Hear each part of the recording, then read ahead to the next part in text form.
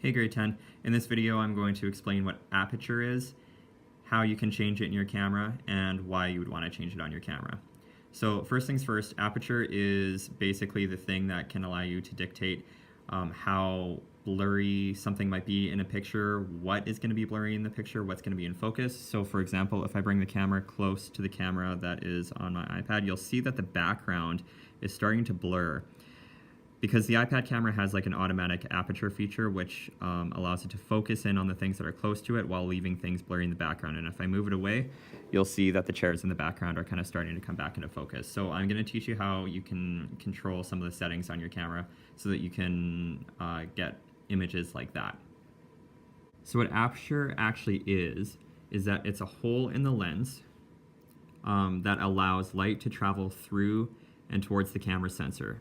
So if you see here, by adjusting the focus, I can kind of make this hole larger or smaller. This hole is actually like more technically called the diaphragm.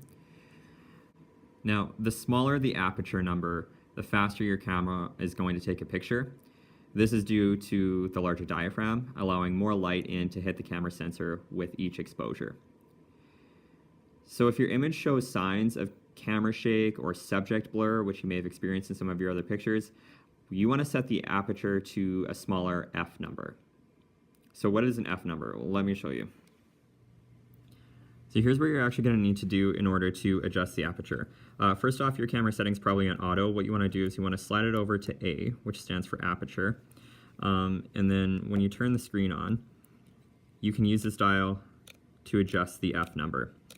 F stands for fraction of focal length. And what you should do as you're adjusting these numbers is take pictures on various f numbers. Now, another thing that you're going to want to consider when taking your pictures is this ISO number. Setting the ISO number to a lower number is good for when you have a lot of light. Setting it to a higher number is good for when you have not as much light.